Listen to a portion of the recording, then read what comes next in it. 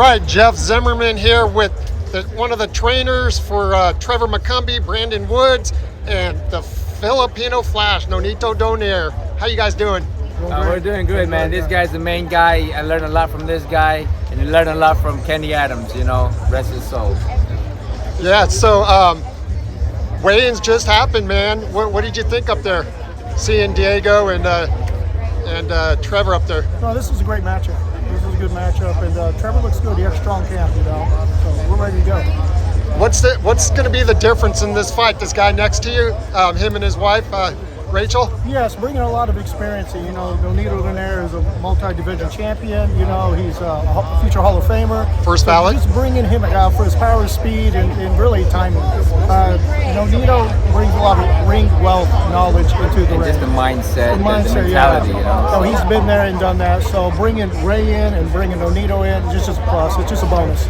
You guys know how this era's been, right? You got to keep that that Floyd Mayweather mentality if you lose. Turkey's trying to change that game. Trevor had one loss, even put plan on the canvas, and now he got chosen for this fight. Are they sleeping on him? They're definitely sleeping on him. Yeah, absolutely. I mean, everybody's looking past something, but that's where we get excited about, because just the training, his knowledge, his wealth of knowledge. I believe that this is how Trevor became known of the way he was, even though we didn't go his way the last time, but now with addition to this great mindset, and his wealth of knowledge in terms of boxing. So they're definitely sleeping on it, but big respect for this fight as an opportunity, so.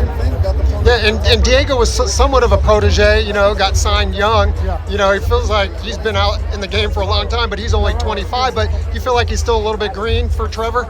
I think he is. I think he doesn't lack experience at all, but maybe for a guy like Trevor, it's hard to find even sparring for a guy like Trevor.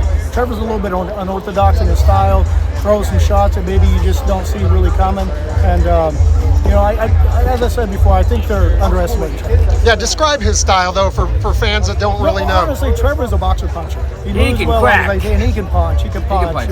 So we've been working on timing, been working on his balance, and speed, and just overall IQ of placing the punches.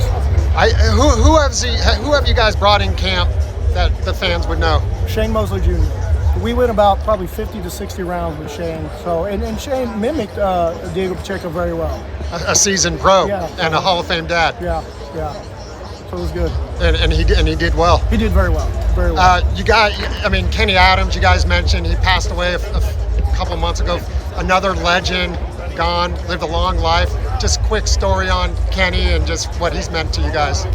I met Kenny many years ago under Frank Flores and BJ Flores. I fought on the same amateur team as BJ, and we took a liking to him. He took a liking to me, and he offered me to come out in 2005, and we weren't able to at the time, so I came out in 2012 and worked under Kenny. So I studied under him the whole time, and it was just a blessing. Kenny was a genuinely great person. He was a great person. A drill sergeant, right? Yeah, a drill sergeant. Yeah, he is. And we're two Missouri boys. We're from Springfield, Missouri, so we had a great connection. Yeah. My grandma was from Kansas City, Missouri. Mosquitoes and chiggers and ticks. My grandma called it misery from Kansas City. Yeah, absolutely, yeah. But yeah, what about you, Nonito? Kenny being in Vegas. Yeah, we've always wanted to work together, and then for the WBSS, he's worked with. He was the one that worked with me first, and then he couldn't. There's something that happened, and then Kenny took over. So we've been working in that team, me, Kenny, and Brandon. So he just has a lot of knowledge, man. That guy I was his 28th world champion. Yeah. He has 29 altogether. 29. So he did train me. Yes. So. Wow. Yeah. To see guys like, guys I grew up with, Sugar Ray Leonard's still around, but obviously Marvin Hagler's gone, but Manny Stewart, some of the late great trainers of the day, all that knowledge and wisdom, they need guys like you to pass it on because it's a different generation. Yeah, it's a different generation, different teaching, and a lot of things now it's all social media and stuff, but the teaching from the people from the past, that just gets passed on, and just we try not to mix things up with it too much, and try to have that old school ways of teaching. Functional boxing, logic and reason. Why are you doing what you're doing? Yep, And that's pretty it. much. And we can explain it. Yeah. Well, well, real quick though, this guy right here to your left defies logic. Oh. I mean, look what he's been doing, going up to what 130, coming back down. 26, yeah. You know, coming back down, winning titles. I mean, is this guy just? I mean, how do you describe Well, him? his body of work, it speaks for itself. You know, he's a legend in the sport, and I'm just great to be teamed up with him and partnered up. And we got more coming up. Yeah. You know, from Trevor to all our fighters. I mean, it's gonna be a hell of an amazing run.